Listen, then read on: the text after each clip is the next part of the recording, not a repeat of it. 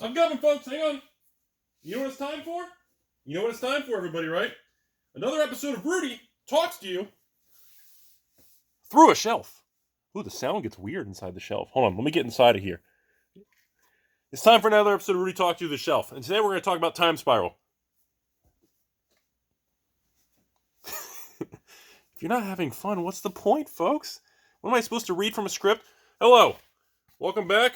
My name is Rudy, and today at Wizards of the Coast, we're going to talk about exciting, fun, and properly used words, and special words, and happy words, and haircuts. All right. My Little Pony. I used to ride one of those to middle school. All right, folks. Obviously, we're talking about Timespiral Remastered, to give you guys my opinion. This is where we're at right now. What is going on? Yu-Gi-Ohs?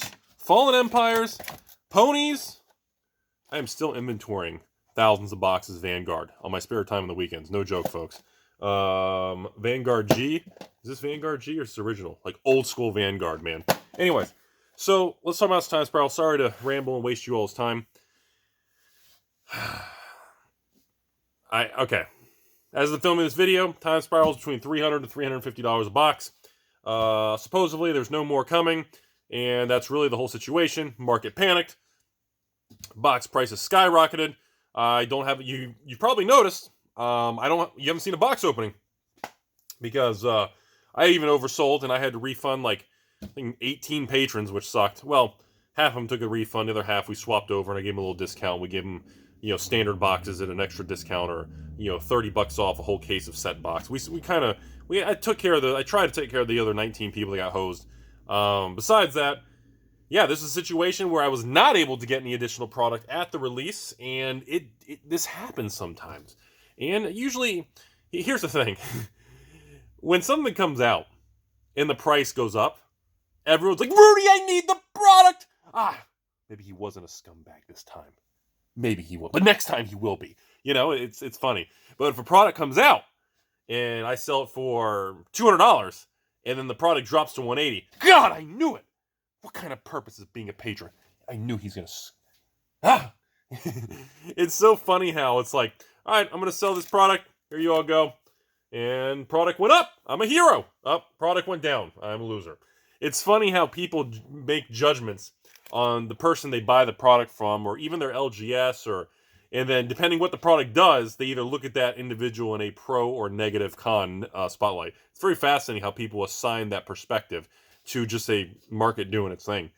Anyway, so with the box prices over $300 a piece at this point in time, I'm going to be cautiously optimistic. I have a very hard time believing that Wizards is going to let all that extra revenue just go like this. Happy Hands Club. You guys know what Happy Hands Club is?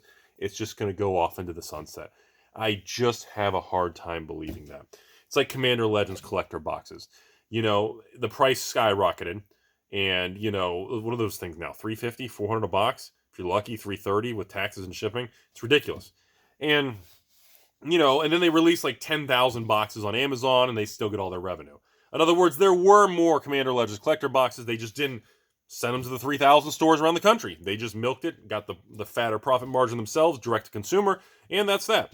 I have a hard time believing with what's happened in the market reaction of Timespiral. There's no way they're just going to sit back and be, okay, I like this.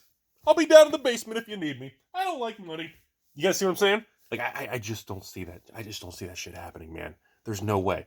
Papa Hasbro has them in the vice. All three of the tether balls are just being squeezed on a weekly. They want, crave. They're like addicts. They need that hit of revenue. I just don't. And maybe I'm wrong. I got no evidence. But then when they released that poll the other day, and distributors were kind of throwing out the fishing line, and like, hey Rudy, just in case, if you're riding the little pony in your high school year, just in case, if for some reason we were able to get more Timespiral, how many more boxes would you want? And I'm like, well, who sends out a survey or a poll for a Magic product about how much more you could sell if you're not planning on selling more? You see my point? No matter what Wizard says, no matter what their public perception of Hold Hands, Happy Hand Club community you know, all their beliefs and everything. At the end of the day, you got to take what they say very, very cautiously. They have a very turbulent track record of, you know, things not holding true. And, you know, I personally still believe in the fundamental concept of follow the money. And to me, the path of least resistance is for them to release additional product. And technically, they may not be doing another reprint. I have a funny feeling they still have 50 to 100 pallets sitting in a warehouse, and they're just sitting back going like this. What about now? Get Peggy on the phone. Get the Bobs. Are we releasing the Plagues? No, not yet. Price went up. Now? Can we hit the red rope? Pull the red rope. No, wait. Like, I don't see them. If they can sell this thing direct to consumer on Amazon at, you know, $250 a box, okay? And they've got, you know, 100 pallets or something, or what's each pallet on this thing? Is it like 500 boxes? I think so, because it's this regular standard shaped box. If they got each pallet's 500 boxes, okay? And, you know, and they've got 100 pallets, and that's, what is that, 100 pallets times 500 boxes, so what does that come out to? 25,000? Well, maybe not that many boxes. Maybe like 10, 20,000 boxes. And they can get $250 a piece instead of selling it through distribution, the whole chain of the distributors, the stores, the public. There's no way they're going to let that $2, $3 million go to waste. There's no way they're going to walk away from that millions, and I just don't see it. So, you know, for people out there right now going on eBay and paying $350 a box with shipping and taxes, and, you know, if you're planning on opening it, enjoying the product, that's fine.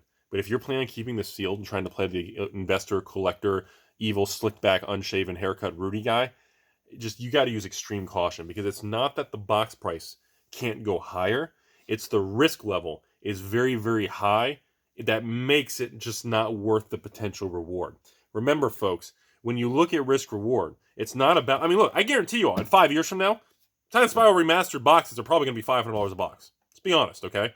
But the potential and the risk you have to incur during this time period to make buying at $350 going to $500, sure, you make 30, 40%. What is that, like 8, 10, 12% a year? Great. But the risk you have to incur on the downside of unexpected behavior and unknowns does not justify that potential 10, 15, maybe 20% rate of return. That's what I'm looking at. That is my concern of the situation, everyone. So, from what I've seen, watching other people's box openings, I mean, the set looks pretty good to me. It looks like a lot of fun. I mean, I don't see anything crazy, but, you know, those throwback foil cards and everything in the old frame, I mean, it looks like a lot of fun. You can't really bash the product. I mean, there's no $1,000 chase card type thing. There's no jeweled Lotus 2.0 with extra Lotus pedals that rides on an electric vehicle into space and then lands with the rover. There's nothing like that, but it looks good. I think the product's good. It's unique. I don't see a lot of really downside risk as if they don't do an additional run of supply. But there's just no way. There's no way they're not going to release more product. There's no way. That's insane. There's no way we're going to say, I don't like money. There's just no way. I'm just not buying into it. I do believe they're not going to release more product to the distribution chain and all your stores around the country. But I do believe they're sitting on product. So technically, they are not doing a reprint. Kind of like the Eternal Masters situation in 2016, 2017. You know, they said it was out of print, which I believe was an honest answer, but the devil's in the details. And I believe it was out of print after they did the initial print run of Eternal Masters, but then they just held back supply and released it into the market in the future, which of course caused a lot of turbulence and issues in that particular product line and caused a lot of stores to lose massive amounts of money. It was a very disruptive time period. So that's my overall opinion of Timespiral. It looks like a good product. It's kind of a shame I won't be doing box openings on it unless I can unless I can get more product and I can actually sell maybe a few box openings and do that. I've already shipped off all the Patron stuff. Don't have anything, but you know, hey, I may end up getting a few packages back for bad addresses or undeliverable type stuff. That usually happens, and whenever when you process 1,000 shipping labels, you're going to get at least 1 or 2% back. It is what it is. So that's really what I have to say about it. I think sometimes Wizards does these things to really kind of keep people on the edge of their seat so you don't get too comfortable with learning their rhythm and their pattern. I almost think it's intentional to really keep the market shaken up.